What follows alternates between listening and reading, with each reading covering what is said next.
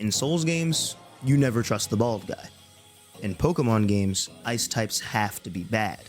And in Smash Bros, heavies must be low tier. Every game has its own do's and don'ts that are staples to their franchises. But sometimes, those rules are broken. And whether it's by having an overpowered kit, having unusual mobility options, or being an archetype that shouldn't be in the game they're in, these characters all find a way to break the rules of their games. But before I get into the video, I just want to say, thank you, thank you, thank you, thank you, thank you. Thank you so much for getting my first video over 6,000 views. And thank you for all the love and support in the comment section. I cannot stress enough how much I appreciate it. All of you have inspired me to try and better the quality of my videos, and I've taken a lot of your criticism into mind while making this video. I really hope you can tell. Oh my god, Cuphead has DLC? And there are new bosses? And one of the NPCs from the base game is gonna be playable? Oh my god, I can't wait to play as Quint the... Oh. That's fine too, I guess. Miss Chalice is basically easy mode for Cuphead. At least in the base game she is. Because the DLC bosses were made with Miss Chalice in mind. So her insane kit doesn't affect them as much. But the bosses in the base game, obviously being made before Miss Chalice was made playable, get absolutely dog-walked by Miss Chalice. But what's so different about Miss Chalice that makes her this good? Well, for one, she has more base health than Cuphead and Mugman, which is good for obvious reasons, but also allows her to get an A+ on a boss battle even if she takes a hit, something the Cup brothers can't do. She has a double jump, which increases her air mobility as she doesn't have to commit to jumping as much as the Cup brothers do. She also parries by dashing, which makes parrying with Miss Chalice way easier, because instead of a well-timed jump that allows you to parry the projectile and stay safe at the same time, Miss Chalice just headbutts that bitch and calls it a day. She also does more damage than the Cup brothers in every aspect where their damage differs. In the base game, Miss Chalice is the one that gives the Cup brothers their super arts. Well, Miss Chalice must be a D1 gatekeeper, because all of her damaging super arts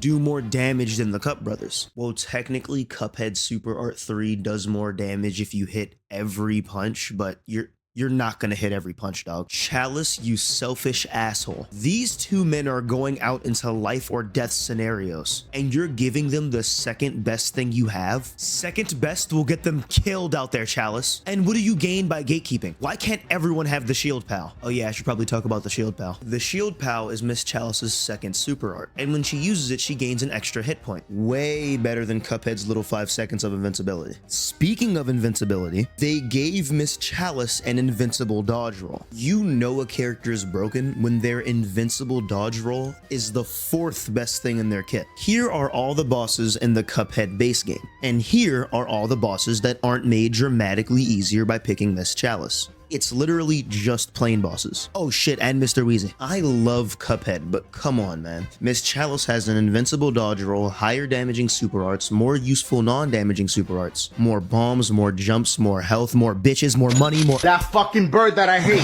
Capcom fighting games are basically defined by their broken top tiers, and JoJo's Bizarre Adventure Heritage for the Future is no different. Show any Heritage player this image and they'd start foaming at the mouth. When Vanilla Ice can bitch slap you to half health and is still completely legal in competitive play, you kinda gotta wonder what it takes to get you banned. Oh my god. This is Pet Shop. He's a top tier in Heritage and is typically banned in competitive play. But why? The first reason's blatantly obvious. You can probably get it by looking at him. Yeah, I know. He has a helmet. Pet Shop Flying transforms this game from a fairly grounded game of 50-50 mix-ups and cool impressive combos to a game of— no, dear God, please no, oh my god, please no, dear God. Pet Shop being in the air makes him immune to most low attacks, which 1 makes 50-50 mix-ups damn near impossible against Pet Shop, as all he has to do is block high, and 2 makes certain characters that rely on their low attacks impossible to play against Pet Shop. And Pet Shop's flight isn't just defensive, no. You see, Pet Shop is a zoner, which is an insane archetype for a character that can roam freely anywhere on the screen. As if he wants to, he can just keep you as far as possible and spam his overpowered zoning tools. And the worst part about all of this is even with his overpowered zoning kit, Pet Shop is even better up close. And it's all thanks to one move, Icicle Break. This funny agile piece of stalagmite is the bane of my goddamn existence. This move is an overhead Pet Shop can summon above you at any time, but he can also move while it's active, which means he can go for a low at the same time the overhead lands, putting you in an unblockable combo starter. And if you asked me if I'd rather be in a Pet Shop combo or watch my grandmother go 3 rounds against Prime Mike Tyson in the ring, she gon' have to understand. Pet Shop can combo with one move, his 5A. He can do this move into itself around like 6 times, and then combo into one of his supers, which of course, combo into each other, and boom, you've lost 60% of your health to an unblockable. There is nothing Pet Shop can't do. Combos, zoning, rushdown, 50-50s, grappling?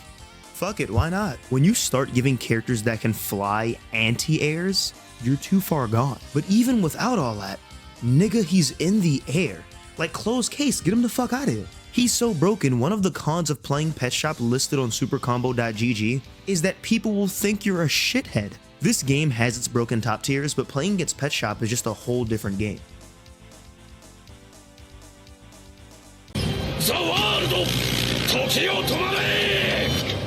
Kinnikuman Muscle Grand Prix, a fighting game based on the wrestling, with quotes, anime Kinnikuman. Cause this shit is not wrestling, bro. Where the fuck is the ref at? There's no way that move is legal. And with this game being based on an anime that vaguely resembles wrestling, of course it'd play like a wrestling game. Well, less wrestling game and more Tekken if everyone was king. And with this being a wrestling game, it wouldn't be crazy to assume everyone on the roster is a grappler.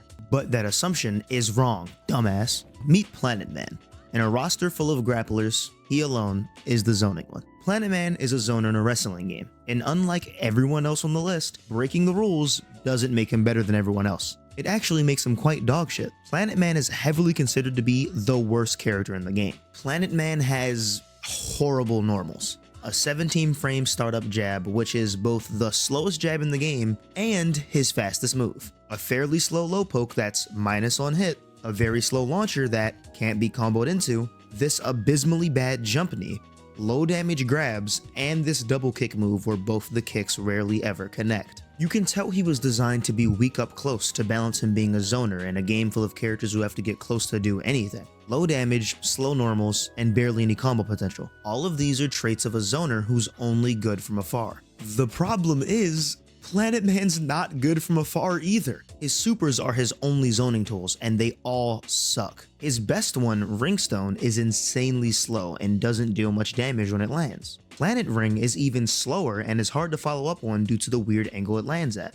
And Apollo Dynamite is the slowest move, launches, and is the only reliable way to land this grab. And Planet Man isn't just bad because his moves are bad. If all these moves were made way better, he would still suck due to the way the game functions. This game has sidesteps and parries, 2 ways to perfectly avoid his projectiles. And with Apollo Dynamite, you don't even need to sidestep or parry. You can avoid it by simply walking forward. These moves are also supers, so they take meter to do, meaning he's weak up close and you need meter to play slightly better from afar. Meter which you won't be gaining fast because you can only gain meter from charging, dealing damage, or taking damage. No player's gonna let you charge in front of them, and all his meter building moves suck ass. So Planet Man's game plan is getting your ass kicked until you have enough meter to throw out a shitty move. Look how many cons this character has, dog. There are 4 listed pros of playing this character, and only 2 of them are actually pros.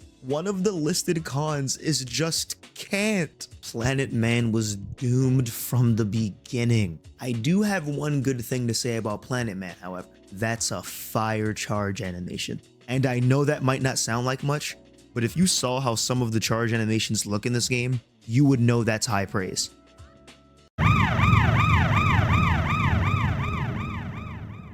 Fighting games are the least realistic a game can be when it comes to damage. Whether it's Street Fighter having people get slammed on their head from 12 feet in the air, or Mortal Kombat having shit like this happen 10 times a game. If a nigga uppercuts you hard enough to send you 10 feet in the air, realistically, you're meeting God. Is it too much to ask for a little realism in a fighting game?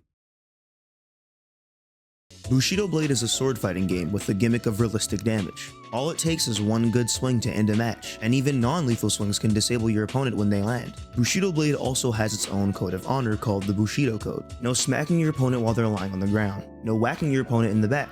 No slicing your opponent while they're climbing a wall, no beheading your opponent before they are ready, and no blinding your opponent by throwing dirt at them. This is the Bushido Code, and if you don't follow it, your win means nothing. The game genuinely won't show you your arcade ending if you break any of these rules during the arcade ladder. Instead, you'll be met with a message calling you a pansy-ass honorless swordsman who isn't worth their blade. And is that really so wrong? Bushido Blade isn't one of your silly little fighting games with your spamming and your Cyrax. Bushido Blade is a game of patience, honor, and Katse has a gun. Yeah, there isn't much I can even say about this one, like he has a gun. It kills in one shot just like every other weapon except, you know, it's a gun. And yeah, there's no rule in the code of Bushido that says you can't use a gun, but like, come on dog, this can't be allowed. And to be fair, he only has like 10 bullets, so if he somehow misses all of them, you can go in and kill him, which is fine. Except no, it's not really fine, because remember that Bushido code I was just talking about? Yeah, it applies to Katse too. So if you want to see the character's actual ending, you have to fight fair against the guy with a gun. Square Enix, are we dead ass? This nigga has a gun. When you bring a loaded firearm to a sword fight, you surrender your right to be honored. Fuck Katse, fuck his hoe ass Mauser, fuck his ugly ass jacket, and fuck his goofy ass cowboy boots. Bushido Blade, more like Bushido Blade, or like Bullshido Blade. Fuck, I should have said that one first. Roll the outro.